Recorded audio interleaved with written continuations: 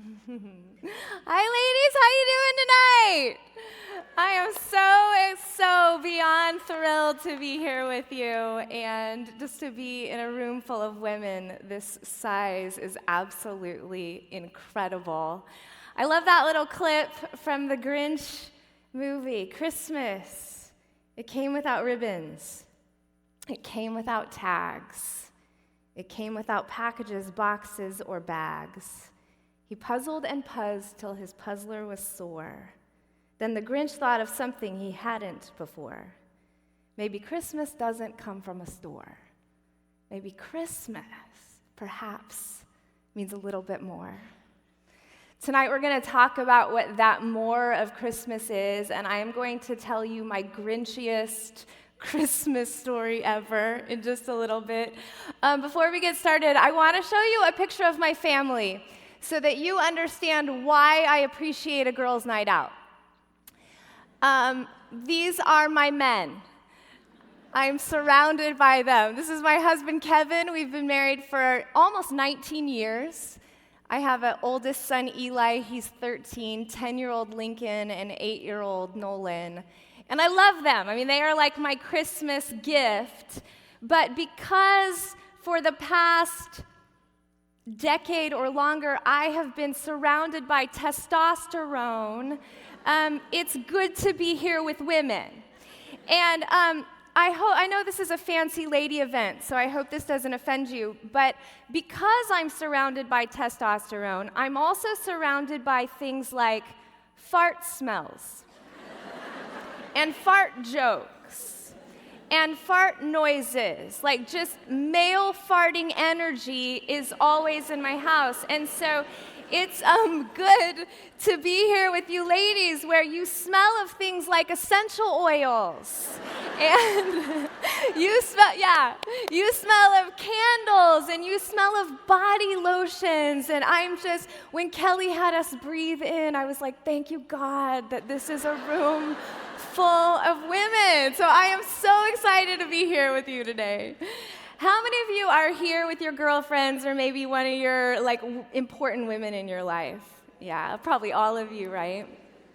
I don't know about you, but my best friends are the ones who have vowed that if I am ever lying unconscious in a hospital bed, they will do whatever it takes. They will break down doors. They will knock over security guards. They will jump through hoops to sneak into my hospital room and deal with my unruly facial hair. My best friends, they're here tonight. They have vowed that they will pluck me. They will wax me. They will shave me. They will do whatever it takes to make sure that I never lie in a hospital looking like the bearded lady. And for that, I'm grateful. So thank you, friends, for being my people. I had another group of girlfriends that were staying with me recently for graduate school. We're all in an all-female cohort together. And my husband really graciously took our boys away for the week, so I had a group of gals staying at our house. It was like a sorority house. It was really, really fun for the week. And you know how ladies just stay up and you get giddy and then you start talking about things that are inappropriate? Well, this one's not too inappropriate, but we stayed up late, and for some reason we started talking about home invasion stories, which I'm sorry if this is triggering for anyone here. I really am.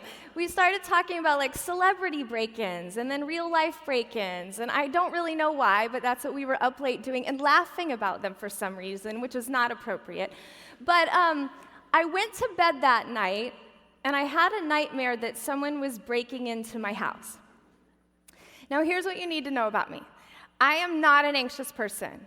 I don't really deal with anxiety during the day.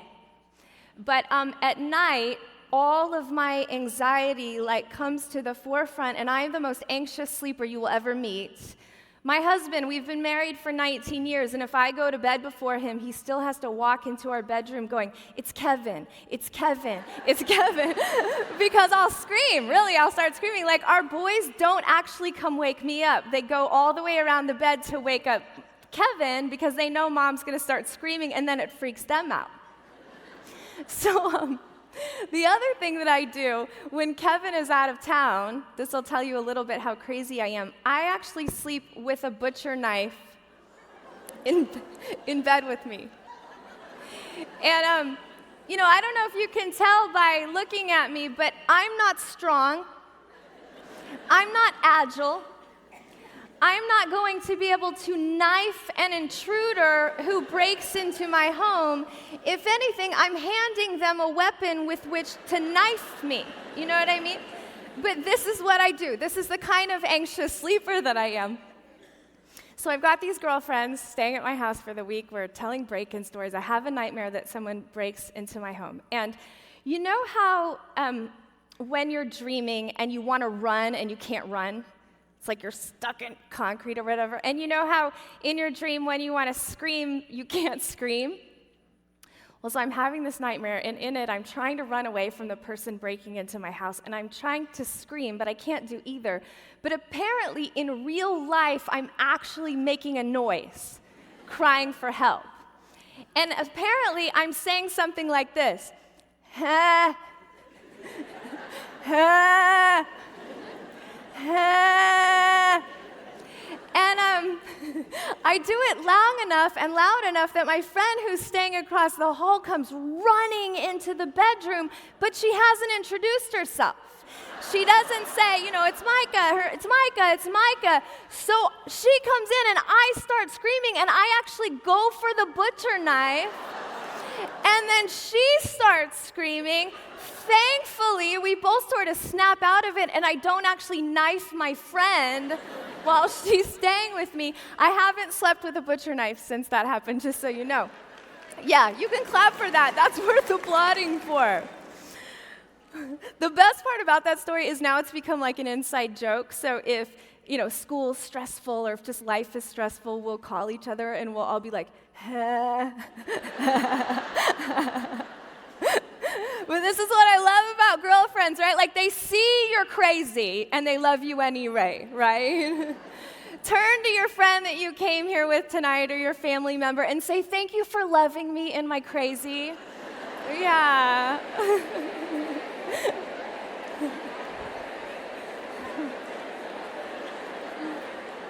It's good. I like that. Girlfriends are certainly part of the more of Christmas, aren't they?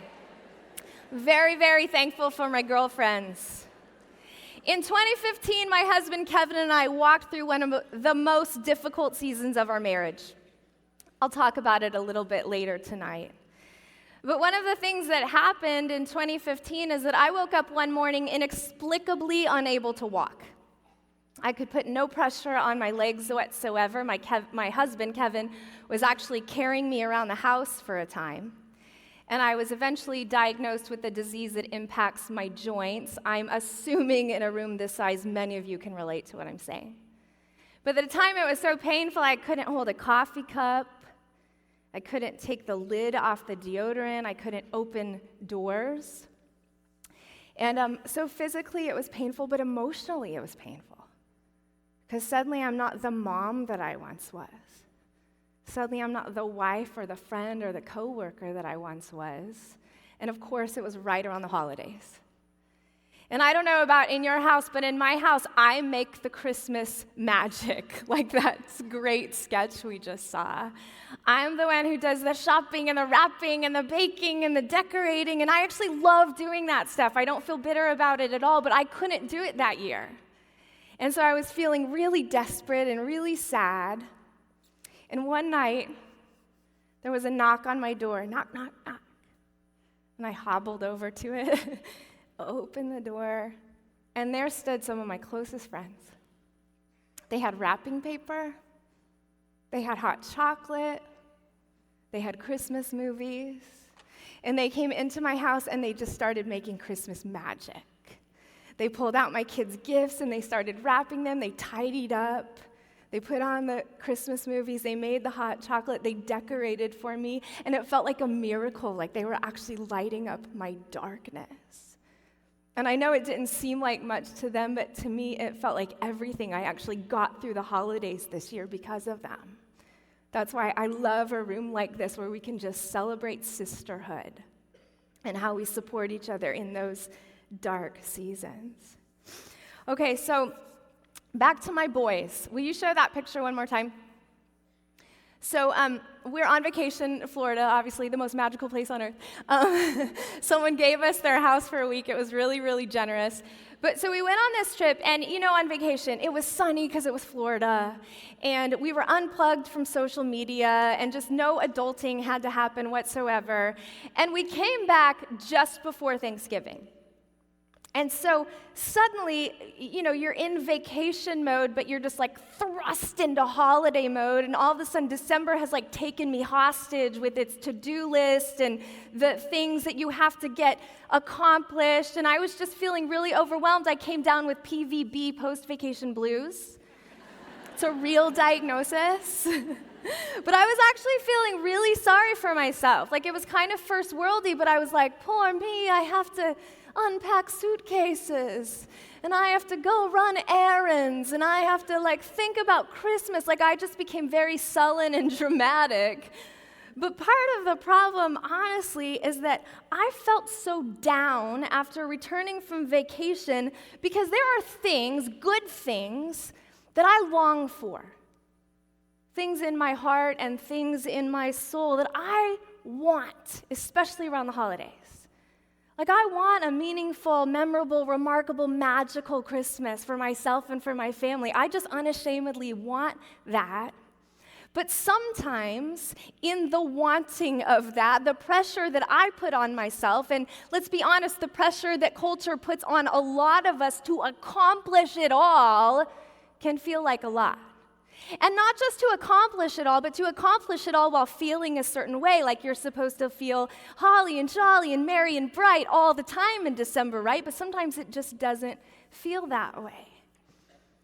I long to wade through the mess and the details and the undue pressure and just get to the heart of Christmas, be present with the people that I love. And I think that's why coming home from vacation was so intense for me, because it felt like that on vacation, right? Like you're present, you're with the people that you love. And I know life isn't vacation and it's kind of unrealistic, but there is something in that I long for this Christmas. And it got me thinking, what are the things that all of us long for this Christmas? I wonder if you could wade through the pressure, if you could wade through the details, if you could unplug for just a little bit, what are the things that you're longing for Christmas 2019? The last Christmas of the decade. What are you longing for? What hopes and wishes and yearnings do you have for this season? For some of you, maybe you just need a group of girlfriends that you can laugh with tonight. They'll wax you later, and that's enough for you.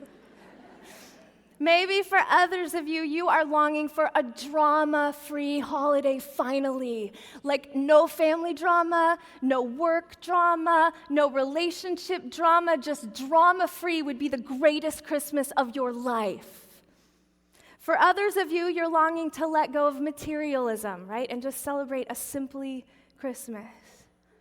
For others of you, people need things from you, right? The expectations on you, there's a lot of them, and you just want some me time this Christmas. Let me just step away for a little bit and take care of myself this Christmas. Some of us, we long to make time for one of the most profound and important Christmas traditions in world history, and that is watching Hallmark movies and fa-la-la-la Lifetime movies. I know there's a lot of jokes about these movies, but I love them. They're very reliable, right? They're never gonna throw you a curveball.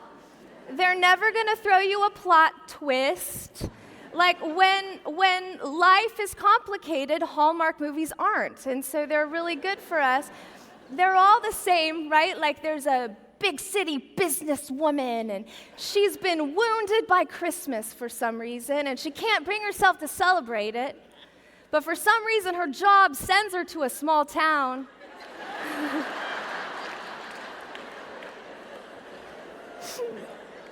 And there's a man there. And he owns the local Christmas cookie factory. Because that's a real thing. Or he runs the local ice sculpting contest. Or he's Santa Claus himself. She just doesn't know it yet, and over time they fall in love, and her heart warms to Christmas, and then she moves to the town or to the North Pole, and happily ever after. I love these movies so much because you can just count on them. Some of us long for an uninterrupted time just to watch cheesy holiday movies without apologizing for it. Others of us long for elves to take the things off of our to-do list and magically accomplish them, right? And then others of us are the opposite. We're like, no, don't take my to-do list. Like, all I long for Christmas is a blank sheet of paper and a brand new Sharpie, and I'm going to write things down, and I'm going to cross them off, and it is going to feel so satisfying. Like, that is what I want for Christmas. Others of you long for a peaceful holiday, right? Like financial peace or peace from anxiety, peace so you can sleep at night. That's what I need. For some of you, you've been caring for aging parents or maybe for children with special needs, and you're just longing for a new season this year. For some of you, you long to see justice happen. Like things feel wrong in the world right now, and you're longing to see them made right. For others of you, you're marking your holiday a little bit differently this year. Maybe this is the first Christmas after that big life event. The first Christmas after the diagnosis, or the first Christmas after you lost the loved one. The first Christmas after something significant has changed. And so you're longing to mark it differently this year because it feels really important. For others of you, maybe on the other side of the spectrum, you're longing to celebrate in a new way because this is the first Christmas with a baby, or the first Christmas when you're married, or the first Christmas just before graduating, and you're so excited. Some of us were longing for just the perfect moment. I talked to my sister today, and she told me I could tell you this, but she's like, this better be the year I get the ring. You know? And for some of us, we're just longing for that, right? Or for the baby, or for the raise, or for the recognition. Like there's just the one thing that if it happened, it would make 2019 the Christmas to remember. So I have to tell you this story. And I wouldn't tell this to a group of men. I would only tell this to women because you will appreciate it in a way that men wouldn't. But I actually had the perfect moment this year. 2019, it has already happened for me. Okay, and before I tell you the story, I have to ask you a question. How many of you, you're a grown woman, and most of the time you act like a grown woman, but every once in a while your inner teenager, shows up, and you feel a little insecure again, or a little angsty again? Okay, a few of you, not all of you, but a few of you. So this was the perfect moment for my inner teenager. Okay, this was not the perfect moment for adult Aubrey, but for 16-year-old Aubrey. Here we go. So I was at a conference a few months ago, and I was there with a pretty well-known speaker. And because of that, I got to have this sort of once-in-a-lifetime experience of going in the green room and getting my hair and makeup done and getting swag bags and all of this VIP treatment. It was really, really fun. Well, at the end of the conference, I'm standing there in the lobby, kind of this area, chatting, and out of the corner of my eye, I can tell that there's somebody waiting to talk to me. And I kind of wait because I'm not 100% sure, but they're still there. And I look over, and lo and behold, it is my boyfriend from when I was 16 years old. Now, here's the thing. I am happily married. I love my husband deeply. I have not thought of this guy in 20-plus years. We're not friends on social media. We've had no contact. But the moment that I saw him, my inner teenager rose from the dead, and all of a sudden I was like, OMG, do I look cute? OMG, what's he gonna say to me? I got nervous and excited, and I forgot that I was this grown woman all of a sudden. I don't know how many of you are the right age to remember the 90s, but especially if you were a teenager in the 90s. You will understand what I mean when I tell you that this boy was a grunge god.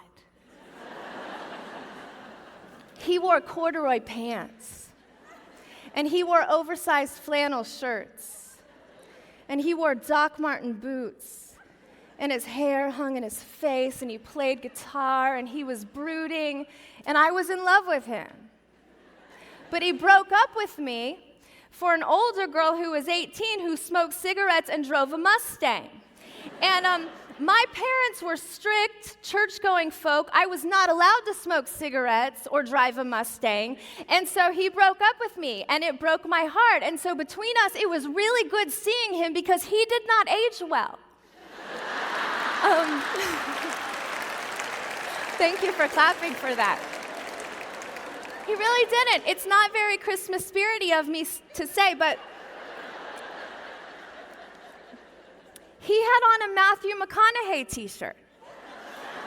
And I don't know if you know who that is. It's the actor from Texas that says, all right, all right, all right. You know, and I don't know why, but he had on that t-shirt.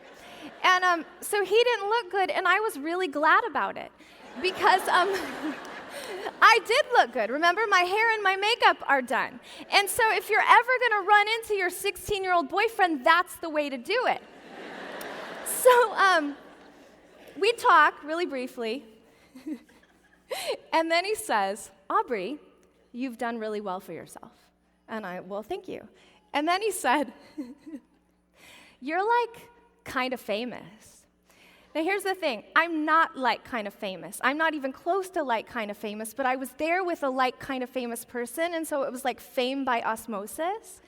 But instead of saying all that, I just went, well, great to see ya. And I walked away. Really. I walked away coolly and casually, and then I called all my friends, and I was like, you'll never guess what just happened, and it was really like Merry Christmas to me, right? Teenage, revenge, fantasy, check. All of my longings have come true for 2019, and it wasn't something my kids accomplished. It wasn't something my husband has done. It wasn't even that my latest book came out. It was that I saw my old boyfriend, and I looked awesome. So thank you. Thank you for appreciating that. I knew you would. I knew you would. Back to our question, what are you longing for this Christmas? Some of you, you're just longing for something fun and silly and lighthearted to happen, right? And for others of you, you might be actually brokenhearted this Christmas. You're longing for that relationship to be repaired. You're longing for your heart to be restored. For some of you, maybe you're just somewhere right in the middle of that. What are you longing for this Christmas? A few years ago, I would have answered that question really differently than I would today. And this is my Grinch story. I promised you I would tell it to you. But a few years ago, I would have told you that the thing I most longed for was like the perfect Instagram-worthy, Pinteresty Christmas, like the perfect Christmas, which, as you can tell already, and if you know me, you know that that's kind of weird because that's not actually me. That's not who I am. I brought a picture to show you of my one attempt at doing something on Pinterest. This is not from the internet. This is actually mine. I tried to make those, and that's what came out. Some of you who are bakers might know what I did wrong. I still don't know. But this is who I am as an adult, so everyone, just so we're clear. But in spite of this, in my imagination, I'm someone who can pull off a really perfect Christmas. And part of that is because when Kevin and I were first married, my mom gifted us with her Christmas tree. And it was the perfect postcard, classic, beautiful Christmas tree. It was elegant, and it had, matching lights and the right decorations, and it was just lovely. And I brought a picture. This is not the actual tree, but in my mind, I may be looking back with rose-colored glasses. In my mind, this is what the tree looked like. And in my mind, this was the standard by which all Christmas trees should be. I'm telling you that because about 8 years ago, just after my youngest son was born, my husband took our 2 older kids shopping, and they came home a few hours later, and they started hauling in giant box after giant box after giant box, and their eyes are lit up, and they're so excited. And they came in the room, and they said, "Mom, guess what? We have a surprise for you. You're never going to believe it. It's the biggest Christmas tree in the whole world. And we're going to get rid of our old tree, and we're going to have this tree from now on." And they start taking pieces of tree out of these boxes. And they start stacking them up one by one. And then my husband has to go borrow an extension ladder to bring the next piece and the next piece, and I have another picture for you of the tree. It is,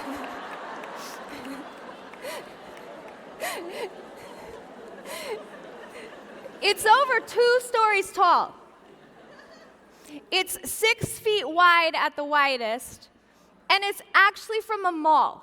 This is a mall tree. A mall was going out of business, and my husband thought he should buy the tree from the mall and bring it to our living room. The poet Maya Angelou says that you can tell a lot about a person by the way they handle rainy days, lost luggage, and tangled Christmas lights. I would add to that gargantuan Christmas trees, because I pulled my husband aside and I said, "Just so we're clear, you've ruined Christmas." And if that wasn't dramatic enough, I added, "Forever." You've ruined Christmas forever. My boys heard me and they started crying. Yeah, it was a good moment. Kevin went upstairs and he slammed the door. And it was our best Christmas ever. I ruined their longings that year. They were longing to surprise me, and I couldn't get past my longing for perfection, and I ruined their Christmas that year. Now, I'm going to tell you how this story ended a little bit later, because what happened with our perfect tree is actually an amazing story, and I love our gargantuan tree now. It's, a staple part of our family life. I can't imagine Christmas without it, but it definitely took me a while. The reason that I'm bringing up longings tonight is because when we talk about the Christmas story, when we talk about the birth story of Jesus, one of the things that we don't often talk about are the longings that are there. Most of us, we know about Joseph and Mary. We know about the angels. We know about the shepherds and the wise men and baby Jesus born in a manger, the most famous feeding trough in all of history. But what we don't often consider are the events, sort of the prequel, that led up to the birth of Jesus. Before the wise men, before the shepherds, before the angel even came to Mary, there are some important events for us to understand. I'm going to just very quickly read you something from the book of Luke, chapter 1. Here's what it says. When Herod was the king of Judea, there was a Jewish priest named Zechariah. He was a member of the priestly order of Abijah, and his wife Elizabeth was also from the priestly line of Aaron. Zechariah and Elizabeth were righteous in God's eyes. Careful to obey all of the Lord's commandments and regulations, they had no children, because Elizabeth was unable to conceive, and they were both very old. So before we have Mary and Joseph, sort of the main couple that we all know about, there's this other couple, Elizabeth and Zechariah. Elizabeth is Mary's cousin. Her husband, Zechariah, was a priest. There's no claymation movies about them, although I think there should be. But they were in their 60s, faithful people, salt of the earth people, spiritual leaders in their communities, but they couldn't have a baby. And unfortunately, in this day and age, one of the sad realities of ancient culture is that women were looked down upon, shamed, when they couldn't have children. And so Elizabeth and Zechariah spent decades and decades longing for a child, but on top of that, also longing for their social shame to be removed. so that they could hold their head high in their community again. So the story goes that Zechariah was on duty in the temple that week, and his job was to burn incense, and there was also this crowd outside of the temple waiting, praying, and that's another group that we don't often talk about, this crowd that's waiting outside of the temple. So Zechariah is in the temple, an angel appears to him and tells him that he and Elizabeth are finally going to have a child. It's going to be a special baby named John, the cousin of Jesus.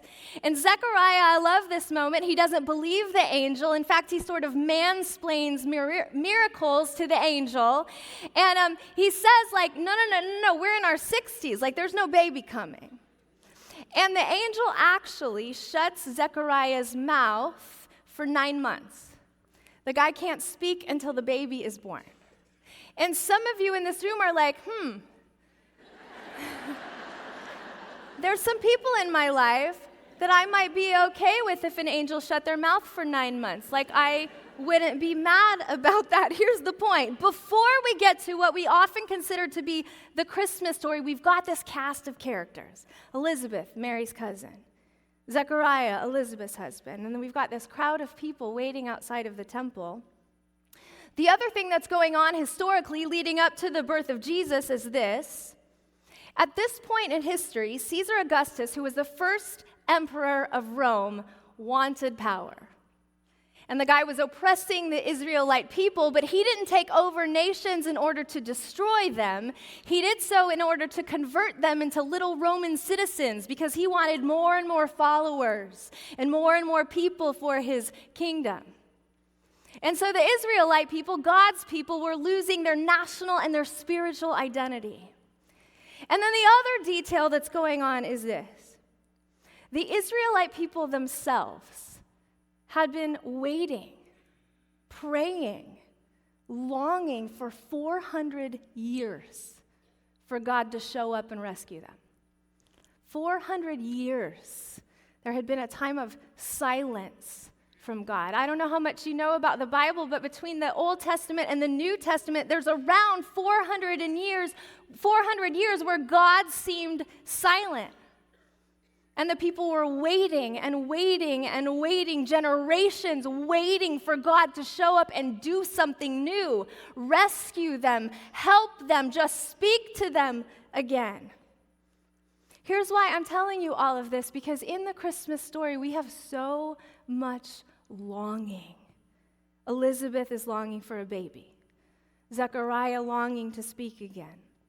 The crowd of people outside of the temple longing to see what's going on. Even the villain of the story, right, Augustus, is longing for more power.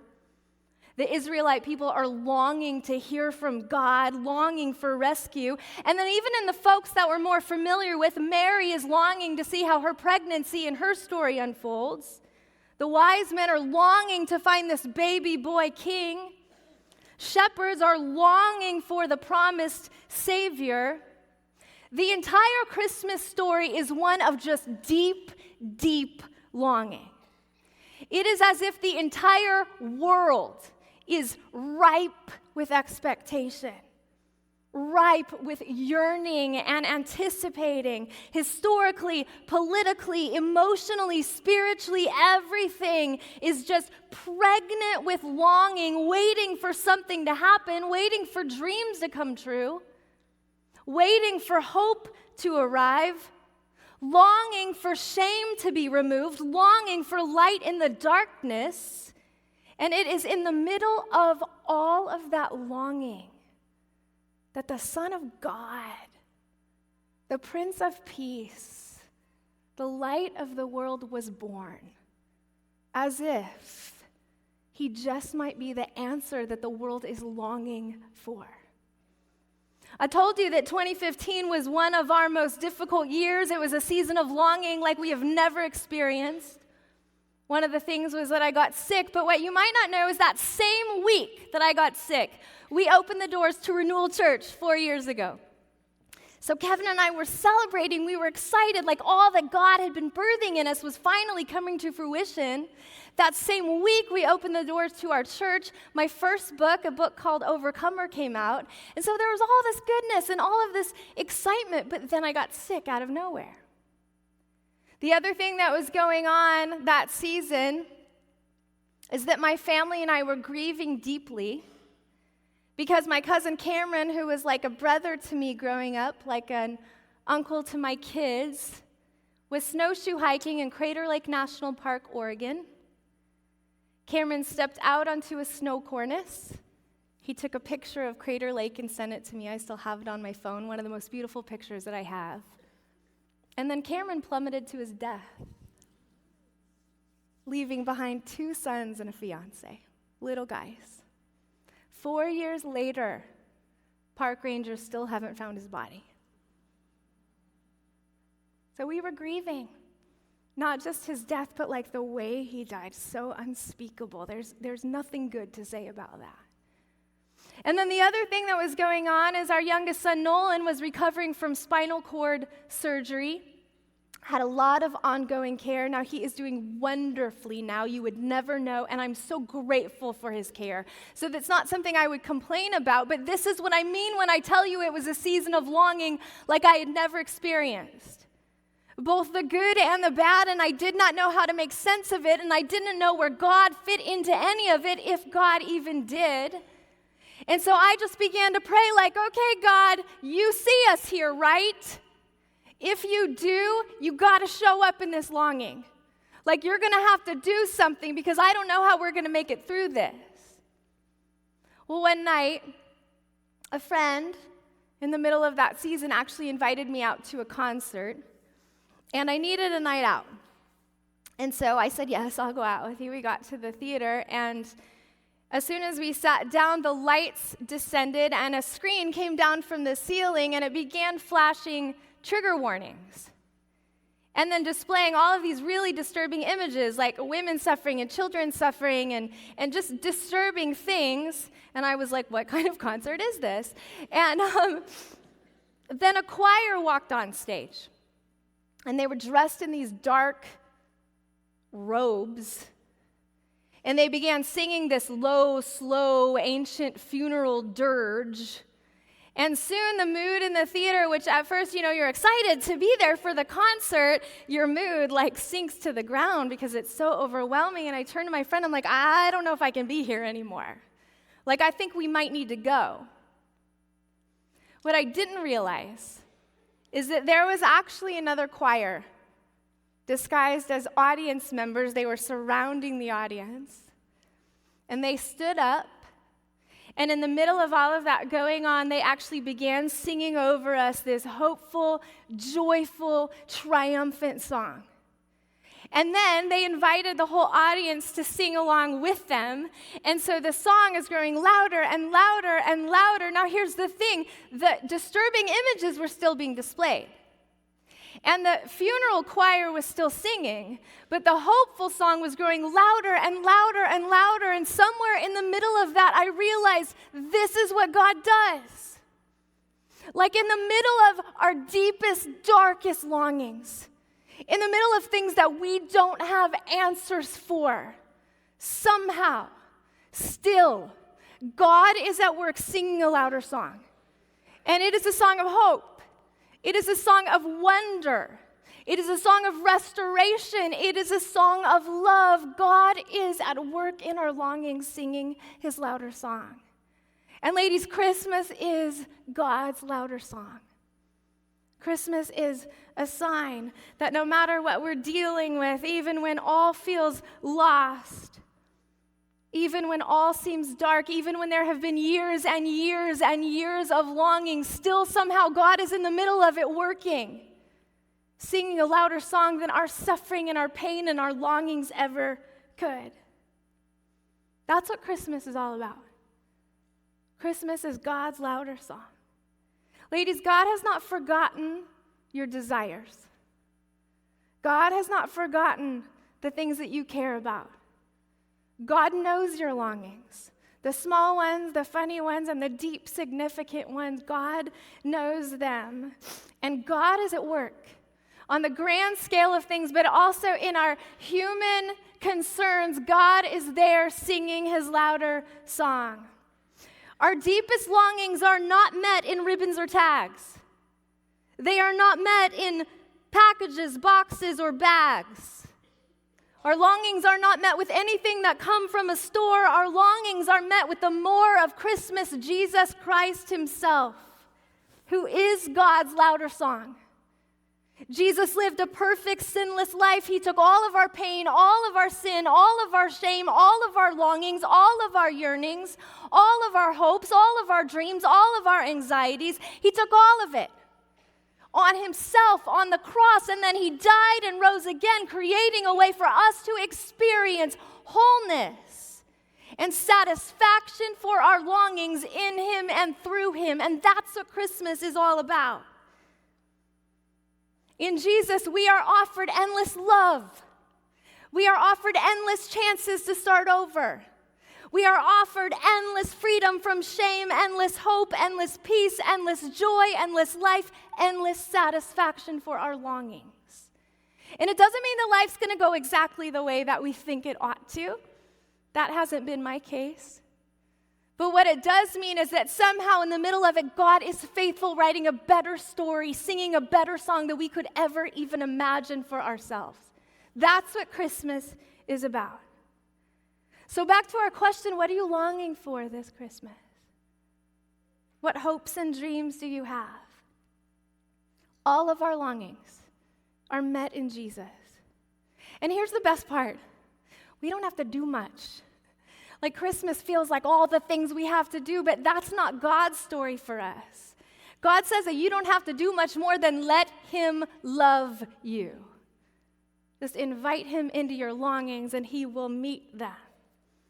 Okay, so back to the Christmas story fiasco. I'll end with this because you have to hear how the story ends. So I'm mad, and I sneak down in the middle of the night after everyone's asleep, and I stand in front of the giant tree, and I start bawling. And I'm like, all right, God, you got to do something here. Like, if you actually do know my longings and you actually see them, then you have to meet them with your louder song here, okay? Because I don't know what to do. Well, I went back to bed, and the next morning, I get a phone call from a friend. And she works with an organization that resettles refugees and also resettles women in situations of domestic violence. And I'm on the phone with her, and she says that there is this brave woman and her children that have just left a horrible situation, and she wants to give them the dignity of a really, really lovely Christmas because they've lost everything. And I kid you not, on the phone she says, I found someone to donate a beautiful Christmas meal for them. And I found someone to donate Christmas gifts. And I found someone who's going to donate Christmas decorations. But for some reason, I'm having the hardest time finding someone who will give them a tree. She said, you don't know of anybody who has one, do you? I said, yeah, I think I know somebody who has one. So the boys and I wrapped up our perfect little tree, and we donated it. And I know, like, me giving up my tree is nothing compared to what that woman has been through, okay? I know that. The point is to say that this is what God does in our lives, ladies. No matter what, no matter how disordered our longings become, no matter how we try to fill them with shallow things or unhealthy things or perfect trees, no matter the pressure that we put on ourselves, no matter if you made a mess of things yesterday or you're going to make a mess of things tomorrow, no matter what, when we invite God into our longings, he says, I love you so much that I'm going to transform them and I'm going to transform you in the meantime. If you are longing for anything this Christmas, ladies, look no further than Jesus. He will meet you in your longings and transform them and transform you while he's at it. God is singing his louder song over you, and that's simply Christmas. All right, so as we wrap up for tonight, I would love for you to grab this card that you received when you walked in.